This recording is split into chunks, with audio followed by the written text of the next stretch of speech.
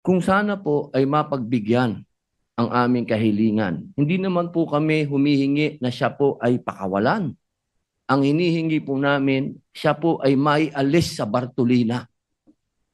Iba po ang pangungulungan sa ibang bansa sa pangungulungan sa atin. Alam ko po, batid ko po, meron pong mga katulad niya na nakulong dito sa bayan natin. Na mga politiko na nakulong dito sa bayan natin. Pero iba po na hindi ka nakakulong sa sarili mong bayan. Yun lamang po, mga mahal kong kasama dito bilang mga Pilipino. Bilang mga Pilipino, isang matandang Pilipino ang merong karamdaman sa kanyang pisikal at mental.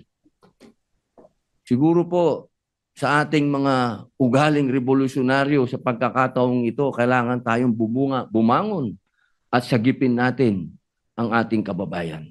Yun lamang po, maraming salamat.